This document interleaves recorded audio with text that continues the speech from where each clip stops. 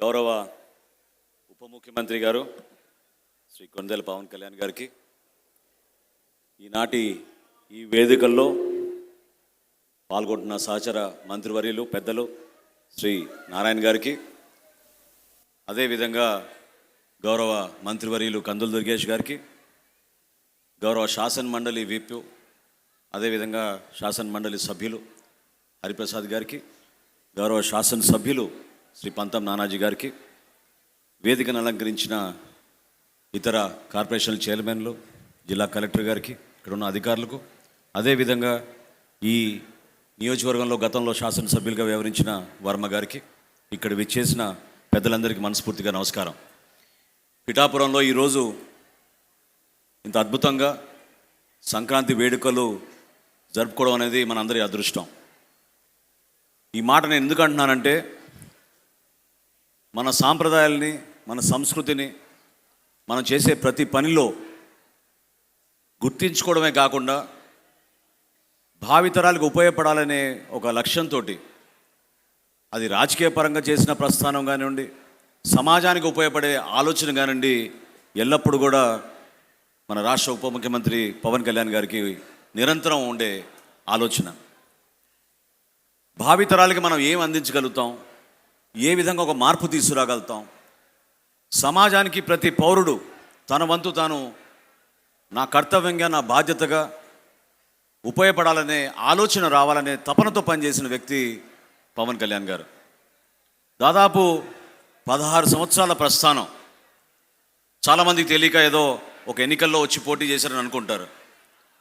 కానీ అహర్నిశలు కృషి చేయడమే కాకుండా ఒక లోతైన అనుభవాన్ని 10 మందికి ఉపయోగపడాలనే తపనతోటి ఆయన చేసిన ప్రస్థానం ఈరోజు మీరందరూ కూడా ఆశీర్వదించి పిఠాపురం శాసనసభ్యుడిగా ఆయన్ని గెలిపించుకోవడం నిజంగానే మా జనసేన పార్టీకే కాదు, ప్రతి ఒక్కరికి మనస్ఫూర్తిగా ఈ సందర్భంగా మిమ్మల్ని అభినందించడమే కాకుండా ఒక బాధ్యత కూడా మీలో ఉందనేది ఈరోజు గుర్తించాల్సిన అవసరం కూడా ఉంది. ఆ బాధ్యత ఏంటంటే, వర్తమాన రాజకీయాల్లో తొందరపడి మాట్లాడడం, ఏదో ప్రతిపక్షాలు చేస్తున్న విమర్శల కోసం మనం ఏదో హడావుడి చేసుకోవడం, వీటితో పాటు స్థానికంగా ఉన్న సమస్యల్ని కూడా నాయకుడి దృష్టికి తీసుకెళ్లాలనే తపన ప్రతి ఒక్క జన సైనికుడిలో ఉంటుంది. కానీ అసలు మన ప్రస్థానం దేనికోసం? దేశం గురించి ఆలోచించే వ్యక్తులం, రాష్ట్రం గురించి ఆలోచించే వ్యక్తులం, మన భాష గురించి, మన సంస్కృతి గురించి, మన కుటుంబాల గురించి ఆలోచించే వ్యక్తులం మనం.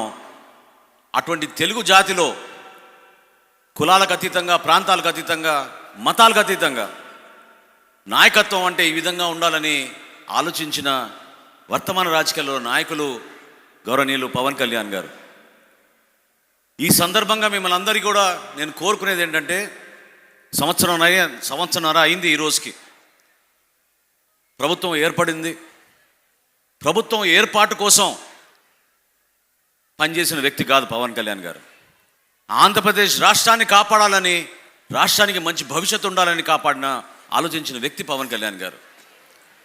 ఈనాటి ముఖ్యమంత్రి చంద్రబాబు నాయుడు గారితో అనేక సందర్భాల్లో చర్చించి, కేంద్రంలోని భారతీయ జనతా పార్టీ నాయకులందరినీ కూడా, మీరు రాష్ట్రానికి అండగా నిలబడితేనే రాష్ట్ర అభివృద్ధి జరుగుతుంది, దానికోసమే ఈ ప్రస్థానం, పదవుల కోసం కాదు. ఎన్నికల ముందు ఎంతోమంది ఎన్నో సందర్భాల్లో అసలు నిజంగానే భవిష్యత్తు ఉందా అనే ప్రశ్న లేపినప్పుడు బలంగా నిలబడి కూటమి ప్రభుత్వం రావాలి, కనీసం 15 సంవత్సరాలు ఆంధ్రప్రదేశ్కి ఒక అద్భుతమైన పరిపాలన అందించగలిగితేనే గతంలో జరిగిన పొరపాట్లు మనం సరిదిద్దుకుంటామనే ఒక నమ్మకంతో నడిచిన వ్యక్తి పవన్ కళ్యాణ్ గారు. నిజంగా ఈరోజు ఆంధ్రప్రదేశ్లో మనకు ఒక అద్భుతమైన నాయకత్వం గౌరవనీయులు ముఖ్యమంత్రి వర్యులు చంద్రబాబు నాయుడు గారు మనల్ని నడిపిస్తున్న తీరు, మనకి పెట్టుబడుల విషయంలో కానివ్వండి, ఈ ప్రాంతంలో ఉపాధి కల్పనలో కానివ్వండి, భవిష్యత్తులో ఏ విధంగా మనం సంక్షేమం, అభివృద్ధి రెండు చేసుకుంటూ ముందుకెళ్తామో అనే క్లారిటీతోటి నడిపిస్తున్న వ్యక్తి. ఈ ఆలోచనలో భాగంగా మీరందరూ కూడా పిఠాపురం అభివృద్ధి కోసం ఈరోజు కాదు, ఒక ప్రణాళిక ఆలోచించింది పవన్ కళ్యాణ్ గారు.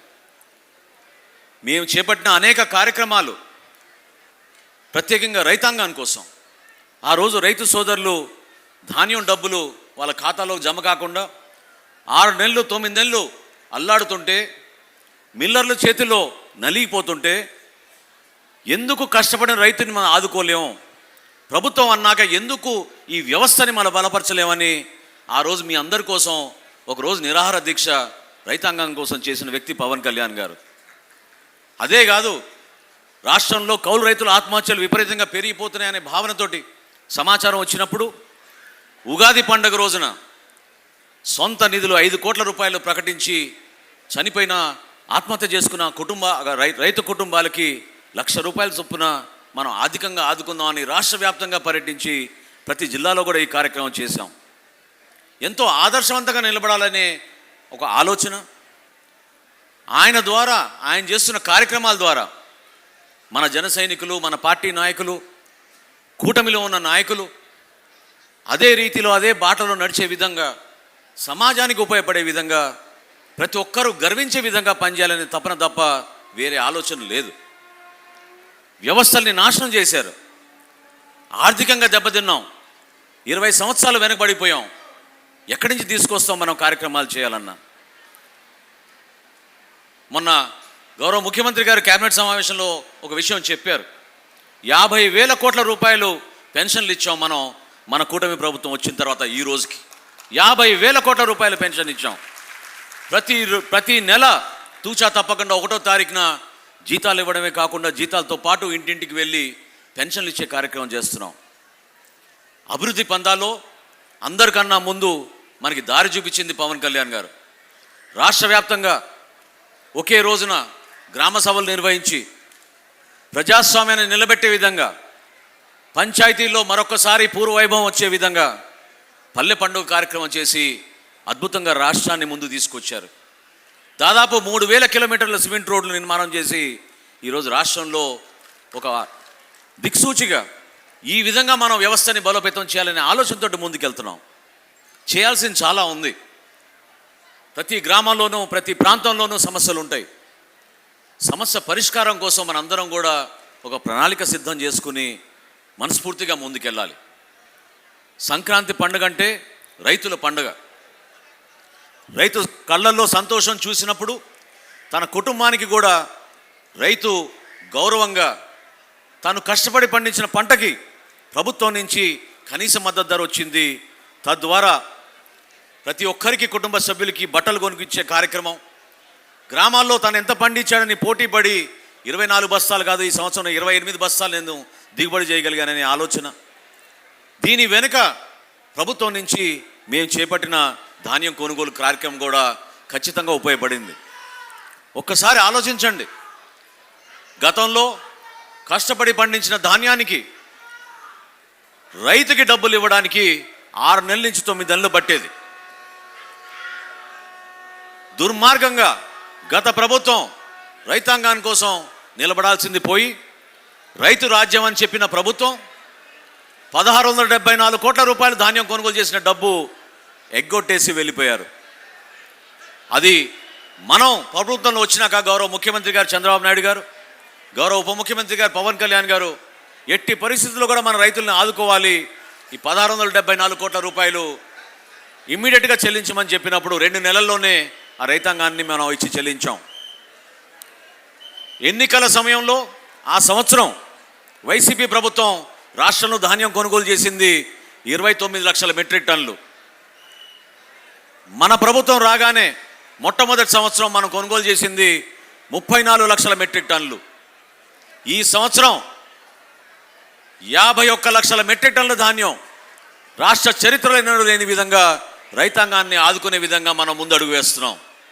ధాన్యం కొనుగోలే కాదు, పారదర్శకంగా నిజాయితీగా క్షేత్రస్థాయి నుంచి వచ్చిన సమాచారం మేరకు ప్రతి రైతు సోదరుడి ఖాతాలోకి 24 గంటల్లోనే 9,480 కోట్ల రూపాయలు ఈనాటికి జమ చేసిన ఘనత మన కూటమి ప్రభుత్వాన్ని ఈ సందర్భంగా తెలుపుకుంటున్నాను.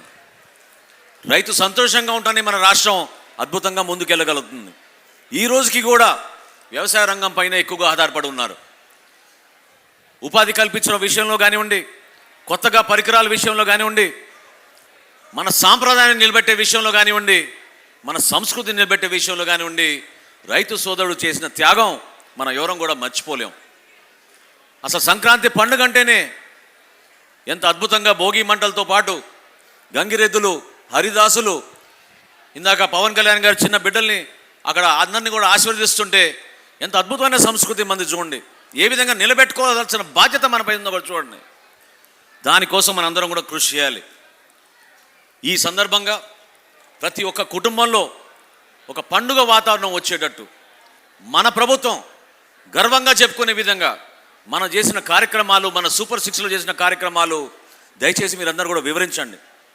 దీపం పథకం కింద ప్రతి సంవత్సరం 3 సిలిండర్లు ఇస్తామని చెప్పాం. ఇది 4వ విడత. ఇప్పుడు వరకు మన రాష్ట్రంలో 2,93,00,000 మహిళలకి ఉచితంగా మనం గ్యాస్ సిలిండర్ పంపిణీ చేసిన ఘనత మన ప్రభుత్వానిది. ఏ విధంగా మహిళల కోసం ఉచిత బస్సు ఇచ్చామో మీరు చూశారు. ఏ విధంగా మహిళల కోసం ప్రత్యేకంగా వాళ్ళ సాధికారత కోసం, రాబోయే రోజుల్లో స్కిల్ డెవలప్మెంట్ కోసం ప్రత్యేకంగా నిధులు తీసుకొచ్చి మనం కేటాయిస్తున్నాం మీరు చూశారు. సంక్షేమంలో ఎక్కడ వెనుకడుగు వేయాం. అదేవిధంగా అభివృద్ధి పదంలో కూడా మనం నడపాల్సిన బాధ్యత మనపైన ఉంది. ఎంతో చరిత్ర కలిగిన ప్రాంతం పిఠాపురం ప్రాంతాన్ని 6-7 సంవత్సరాల క్రితమే పవన్ కళ్యాణ్ గారు చెప్పారు. ఇది ఒక టూరిజం సర్క్యూట్లో చేర్చాలి మనం పిఠాపురాన్ని. ఈ ప్రాంతంలో అద్భుతంగా రాబోయే రోజుల్లో సందర్శకులు రావాలి.